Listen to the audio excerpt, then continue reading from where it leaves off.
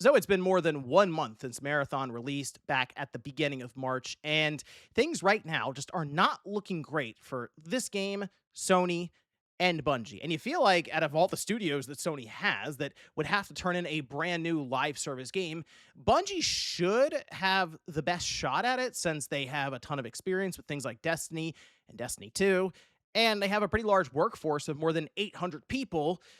So, with that in mind, there was a lot of interest, we'll say, in Marathon to see how it would go. And I got to say, after the first month, it's not looking good.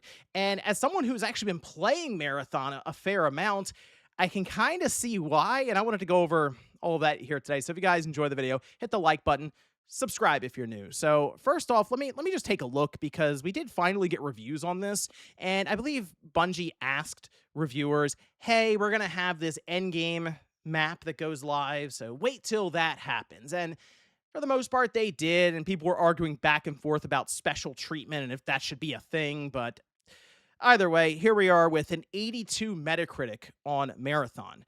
And I will say, with everything we're about to go over with Marathon, the gameplay itself is very, very good. It's very competent, I'd say, in terms of shooting, maneuvering, player interaction for what it's trying to be. It does it very well in the sense of a what really is a PvP extraction hardcore shooter. It's good. It's quality. It is. So the 82 actually doesn't surprise me that much. As much as I see people online who will fight back and forth about is Marathon actually a good game, I would argue in terms of what it's trying to be in the PvP space, it is. Now, is it the correct direction for an extraction shooter? I think that's a much better conversation because we do have Paul Tassi, who's been following this quite a bit over on Forbes. He's very in tune with Bungie. He seems to have many sources there, and he's been following them with things like Destiny 2 especially. I'd see him post a lot about that online. And then also on the build up to Marathon. However, he does admit that he is not like the big extraction shooter person. So Marathon seems to be something that's harder for him to follow in terms of hands-on and actually playing each and every update and stuff that goes live. So with that in mind, we do still get some pretty good information from him, which does include the budget for the game. And I don't know if it's that surprising necessarily because you would expect, even though Marathon is priced at $40, it is still built on like the AAA foundation of development.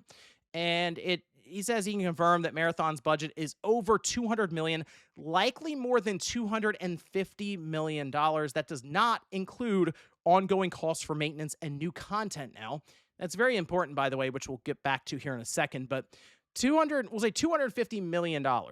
The game sells for $40. And according to Paul Tassi here, 75% of the player base is on PC. All right. So you go, wow, okay. 3/4 of the player base would be most likely, I assume, buying it through Steam then.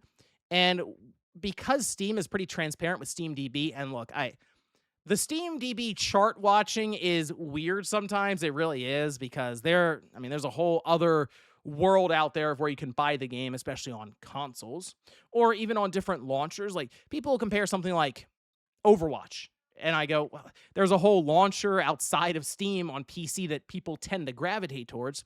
And then even then, that game is heavily played on consoles. So it's not necessarily the be all end all is what I'll say for SteamDB. But in this case, it's pretty close. All right. So with that in mind, when I see the charts of people who are actually playing the game and it not looking great to where you go, okay, what's the first month look like? And it's just a line straight down just about. And then over the last week, you can see some pretty serious dips to less than 10,000 people playing the game at any given time. That's not what you want to see for a live service game that costs $250 million out the door. And then there's ongoing costs associated with maintaining the game. And when people have the comparable of something like Arc Raiders in mind, that regularly has more than 100,000 people playing at any given time, and it's also a $40 game, and it's sold very, very well, it just doesn't look good for Marathon just outright. Now, I do think what we're going to see here is Marathon working to stick around for probably at least a year. Like, I think they went into this going, we're going to see how things go at least for a year. Like, they'll have a whole roadmap set up. And so people who are calling for the game to go away after a month or two, I just don't think that's going to happen. Unless numbers got really bad to where it was, I mean, less than 1,000 people on at some point. Then you go, oh, okay, okay, hold on a minute. Is there even a player base to start delivering some of this ongoing content to? Is there any way to get people back to the game?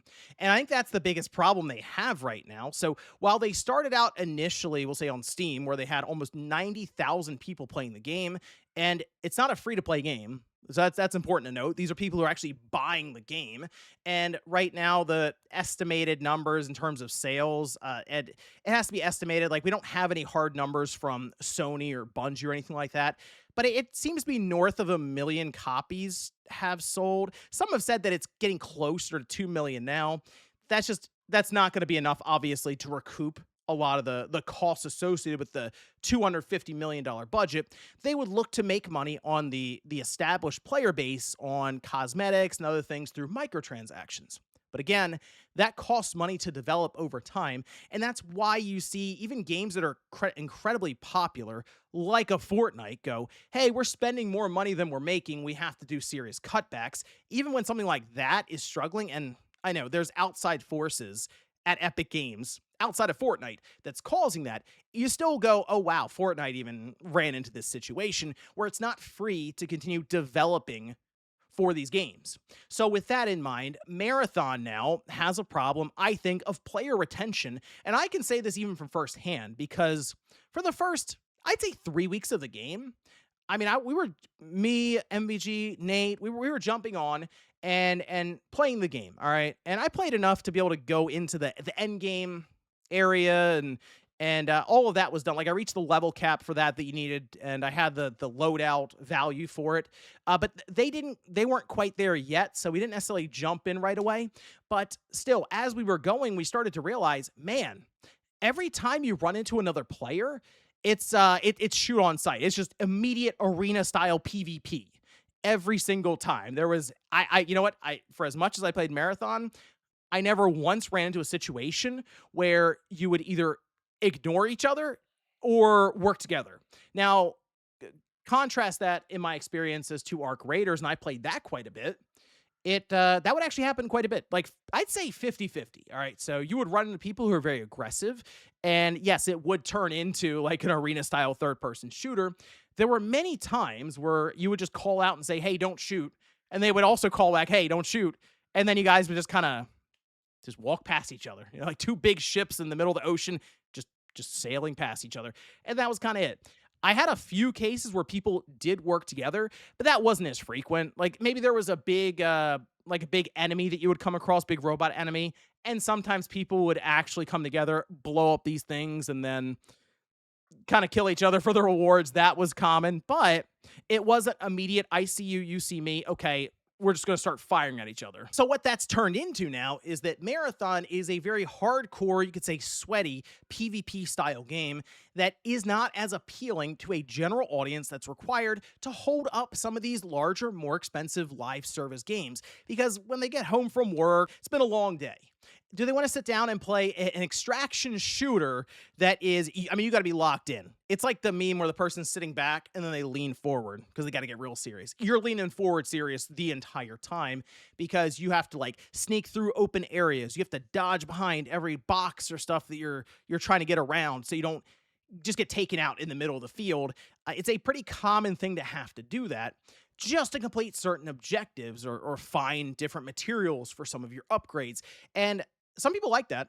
Clearly, people are playing the game, but I think there's a large number of people that are trying the game, realizing that they're getting killed a lot by other players, and they lose everything because it's an extraction shooter, and they end up coming out as more of a net negative after maybe 2 hours playing the game at the end of a long day, and they go, wow, I've actually worked backwards in my leisure video game time. And I think that's the biggest challenge right now that Bungie has. They have to figure out how to onboard better for newer players or players who just don't have the best gear out there. And they have like a starting area, but you can still have people who really, really good gear just kind of show up. And honestly, sometimes when we were playing, we noticed that they were just camping the extraction areas. They wouldn't even leave. They would just sit there on top of a building somewhere and just pick you off with really nice snipers or assault rifles. And that happened, especially in the last week or so where we kind of fell off of it. It happened quite a bit, and it was very aggravating to play 15 minutes getting these objectives done. And it's like, oh, yeah, now you have to extract with this stuff only for players who have high level gear just to take you out, and you really don't have much of a shot at extracting. And so, what do? We just stop playing the game. Like, there's so many other things you can play right now that, yeah, is more of a, we'll kind of relax a bit and play rematch. Or, yeah, you can go back to Arc Raiders, or you can play Call of Duty, or, you know what, I'll still fire up Halo Master Chief Collection from time to time, because even just social games is less stressful, you can say, than the sweaty gameplay in Marathon. But I will say, for the people who are sticking around and really enjoying it, they are legitimately enjoying it. So I do think there's a good game there. I just think there's a lot of stuff they need to figure out. One thing I would suggest is maybe coming up with a map that is strictly PvE, and coming up with some big world bosses and stuff that everyone come together and fight, and have more of a feeling of camaraderie, I guess. And that might lean more into the casual audience that isn't looking to drop in and get sniped after the first few minutes by high level players. I think there needs to be more of a sense of actually getting something out of a few hours of play, even in an extraction shooter. And I think that's something that Arc Raiders has been able to figure out a bit better, and that's why people keep coming back to it versus Marathon. Now, what happens if Bungie can't figure this out with Marathon? It's hard to say, because I do wonder how much patience Sony has with Bungie right now after everything that's happened with a lot of the leadership there and just losing money, and the amount of money that Sony has spent on Bungie just to acquire them. They're already kind of taking developers and incubation projects and merging them into just Sony, like, proper, and kind of picking and choosing some of the talent from Bungie. So I'd like to think they'd go, hey, we do believe there is value in the Destiny IP, so let's make Destiny 3. But I don't know. I mean, it's tough, because Destiny 2 has been falling off, seemingly as just a consequence of Bungie trying to figure out Marathon and developing that.